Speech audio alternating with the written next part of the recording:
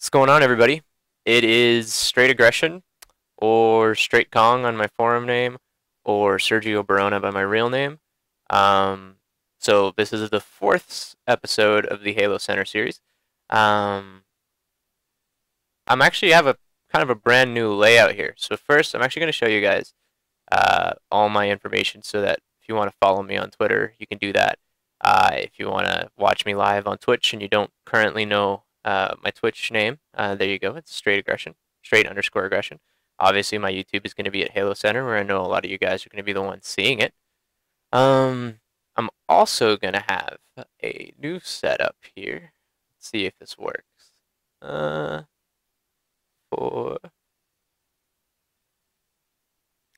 Sorry, guys, just trying a bunch of new stuff, trying to make it look better. Let's try this. There you go. So, I'm also going to have the topics here that I'm going to cover today in today's episode. So, I heard from a really good suggestion from somebody. I think his name was Girlfriend Haver on the Team Beyond forums to have a listing of the things that I'm going to talk about today in today's episode, and then I'm going to put at the bottom of the YouTube bar a direct link to the different parts in the video. So first thing I'm going to talk about today is going to be all the Tsquared drama. I mean, that's got to get talked about. It was ridiculous, and I don't know. I can't believe some of the stuff that happened. And obviously, the Halo Championship Series rule change that happened today, and the prize money discussion, which is actually not something that a lot of people are mentioning right now, but I think is actually important to discuss. So heading into the Tsquared drama. I can't believe some of the stuff that happened. So Straight Rippin' broke up a few days ago. They've one of the more recognizable names in the Halo scene, and they have been for a long time. Tsquared's been a professional player who has had huge brands like Dr. Pepper, MLG, directly sponsored him. He's had huge sponsors behind his name, and he's always had the reputation, at least in what I know, to have been a professional player and somebody that was a stand-up guy, right? But recently, a lot of the things that have been coming out just boggle my mind. So one of the first things, let's see if I can find this here, is this first tweet that pops up. Is the actual text conversation between Tsquared and Pete Tizipe. So Tsquared, I guess, had been looking for sponsors, and he was actually talking to Team Solo Mid, which, if you're in the Halo scene, you may not have heard of. It's the abbreviation is TSM. They've been a huge organization for, I believe, don't quote me on this, I believe is for League of Legends. So it's a huge name with a lot of brand power and a lot of followers. I think they have 350,000 followers on their Twitch channel, or sorry, on their Twitter. So it's a huge brand that could have helped Halo in a lot of ways, but it also could have helped Straight Rippin' financially. So here they're talking about how Pete Tizipe didn't have enough money to actually go to the event at UGC. He had to get basically, Tsquared and Naded, I think it was Naded mostly, to pay for his flight, and then he'd pay them back at some point. Which is, I guess, fine as they work between things, but apparently, from what was said, is Tsquared actually turned down an offer for TSM because he would lose the rights to the Straight Rippin' name. Now, a lot of people freaked out when they heard that. I mean, TSM's a huge name. Straight Rippin' name hasn't been a household commodity like it used to be for years and years and years. But I mean, the way that I look at it is I have to give a reasonable amount of doubt in this situation to Tsquared. I mean, he's had some of the largest sponsorships of any Halo player ever. In fact, many esports players, period. Brands like Dr. Pepper. Let's see, what else can I think of here? Steel Series. Gamer, he did a few shows on G4 TV. He showed up on ESPN talking about esports and Halo. So I have to err on the side that he has enough business sense to turn down an offer if it's not as good as what he currently has. So when you sign a sponsorship like that with such a major organization, there are obviously stipulations to that. You are expected to market their apparel and market whatever it is that they're trying to brand and they're trying to sell from the sponsors, right? They have to they have to market that. And with that comes, I mean, that's something you have to consistently do. And he didn't, he might have just thought that staying a straight rippin' is his own brand. He 100% owns the name. Maybe the current revenue that he's getting from that is more than TSM was offering him. So, I mean, I have to I have to believe that that kind of thing happened because otherwise he's the biggest idiot in the history of Halo, period. To turn down such a huge organization if Straight Rippin wasn't giving him a good investment or doesn't look like it's going to give him a good investment. He should have taken the TSM offer. And here you can see Prototype is just upset about it. He's like, "Look, man, I know you told me you were going to look for what do you call it? You're going to look for sponsors for us, but I haven't heard much. Are you actually doing that?" Tsquared didn't take it well. I'm not going to read it out, but he said "F you, man," straight to his teammate, which is, I mean, I think that's crazy. Which is, I think that's a brash reaction, and I don't think that's typically how you want to reply to anybody, especially somebody that's supposed to be your teammate. So let's see here. Um, and I don't know, it's just Tsquared acting like a little girl a little bit. So don't text me in front of everyone, like things like that. It's like, I mean, it is a team concern. It looks like it's a team chat. I don't understand why it's not something that he can openly chat with his teammates about. It just seems childish and amateur to me. And from a player that's supposed to be um, the one of the pinnacles of competitive Halo as far as professionalism, I can't believe that. Um, then once again, he's like freaking out at pre-Tizype here, and the whole time it just sounds like Prototype's just he's like, "Whoa, whoa, man, whoa! I didn't, I wasn't looking for this. I mean, I'm just trying to get an explanation as to what's going on." So the reaction is extreme. I'm gonna slow down a little bit just so you guys can read them. I don't really want to read them out loud, just because it's just I just can't believe some of it. So in all honesty, it doesn't even seem like far-fetched question to ask you. Text us. So I'll let you guys read that. And oops, I think I passed it. So basically, through all those text messages, Tsquared essentially goes, "Look, man, I'm trying to call you on the phone, and I'm trying to get a hold of you, and you won't talk to me, and I just don't know what to do, or what to like to say to you. So you aren't picking up my calls. You're dropped. You're off the team. This decision was easy for me to make. Just boots Prototype right off the team." Um, I I don't understand why Prototype didn't. I don't really understand why Prototype didn't pick up his calls.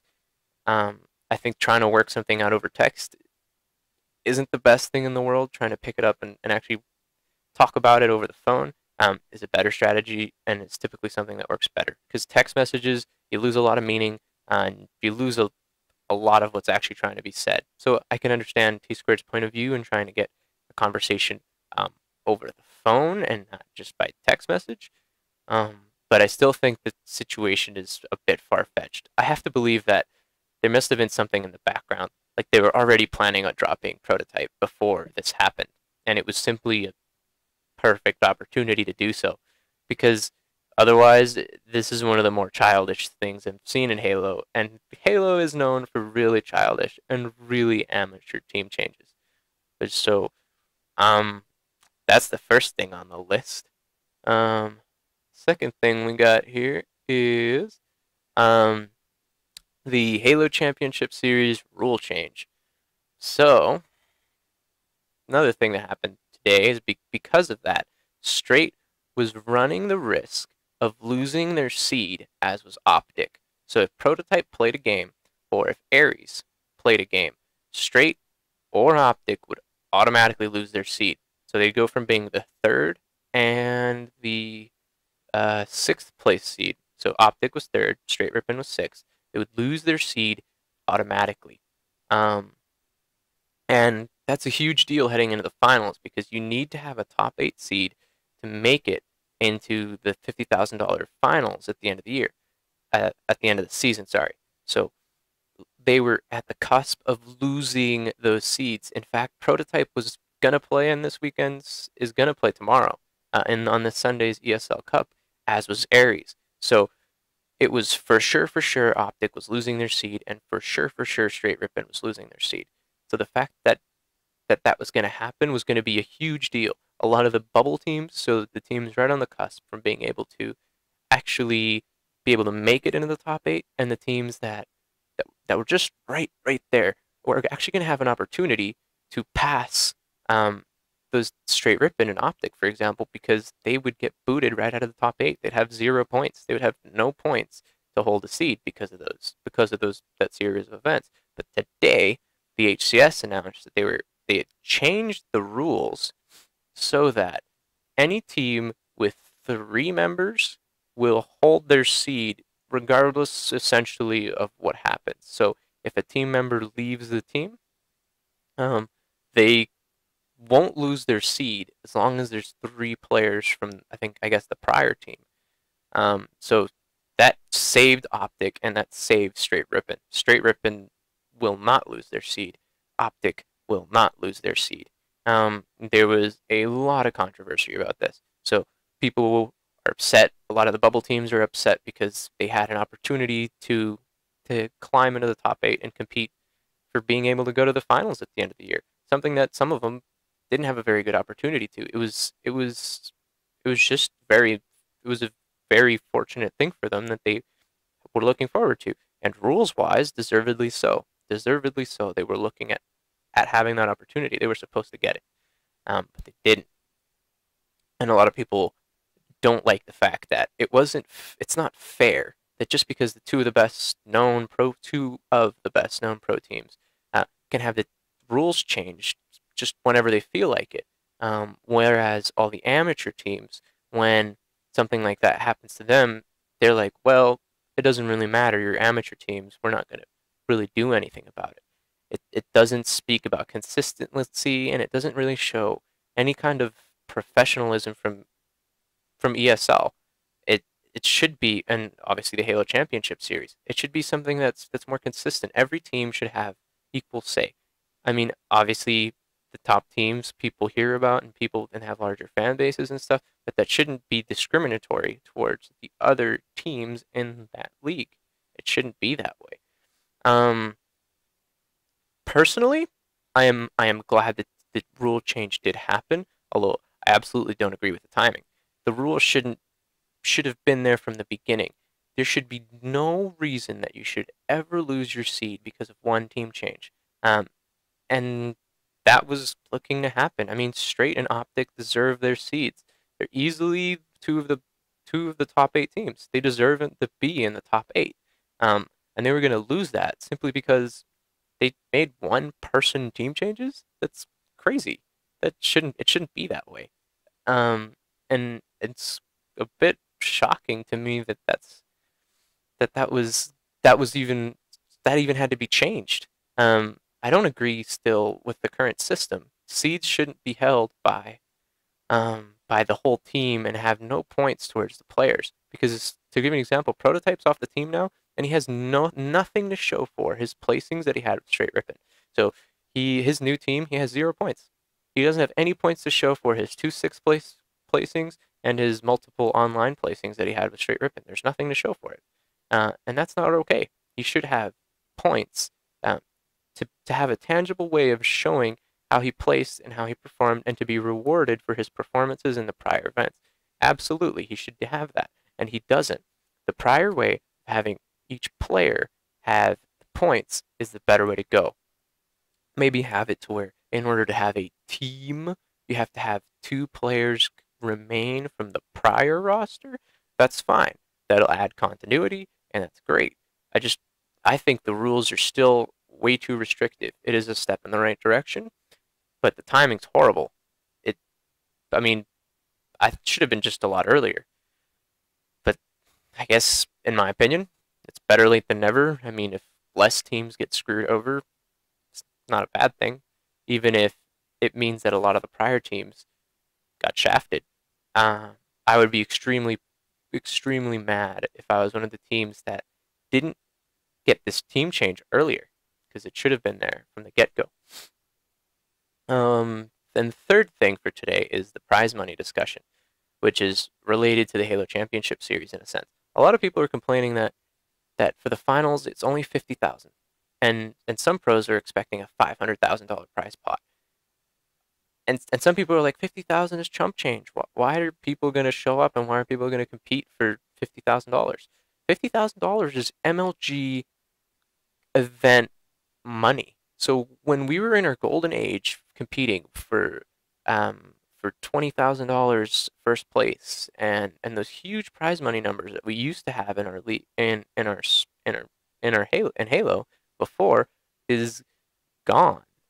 It for a long time was gone, and many of the events even this season haven't had prize pots even close. I mean, UGC was 22,000, I think, which is still at, I mean, it's close to half, but it's not 50,000. The finals are $50,000. It's it's MLG event level prize money. And I don't understand how that's something that should be ignored. We've gone from having nothing, from being paid nothing, to being paid similar, I mean, to having pro players be able to be paid similarly to what they were getting at the MLG events. And this is only for the season 1 finals. It's not for the year finals. So let's say we have, the rumor is there's going to be 2 more seasons. Sorry, guess you can't see it. 2 more seasons after season 1. So there's going to be season 2 and season 3. If you have so let's say season 2, you have another $50,000 on the line, plus all those events in between. And then at the very end of season 3, you have your big year-end finals, which is possible that they'll have the 500,000 that was rumored. You have an enormous amount of money in the Halo Championship Series that we haven't had in a long time. That's a huge step in the right direction. And I don't really get what's to complain about here. That's money that many games, competitive games, can't even dream of. And we're here and we have it. Is it ideal? Do we want more? Of course we want more. We want something better. We want the league to run better. We want a functioning game in the Master Chief Collection, because let's face it hasn't functioned properly since it came out. And there's a lot of other issues. But the prize money for a simple season finals is great. 50,000 is nothing to scoff at. So I mean, there you have it. I guess that's the end of my rant. I was kind of ranting there for a good 5-10 minutes. I appreciate you guys watching. Thank you for tuning in. To those people that are watching live, appreciate it. To those people that want to watch it on YouTube, I'm going to be uploading more and more of these. I'm going to try to do these every 2 or 3 days. Tomorrow is the HCS Cup, I believe 4. So there's going to be also a lot of excitement. We're going to see who places well, who plays well, see which teams actually perform. We'll maybe get a chance to see how Optic plays. I think they're going to play with Enable, but still, it's been a little while since they've played. It's going to be some live action of Halo for the first time in a while. So I'm really looking forward to that. Like I said, I appreciate you guys watching. And this will be up on YouTube here in a few minutes. And yeah, like I said, I might even try to do HaloCenter episode 5 at the end of tomorrow. All right, guys. Peace.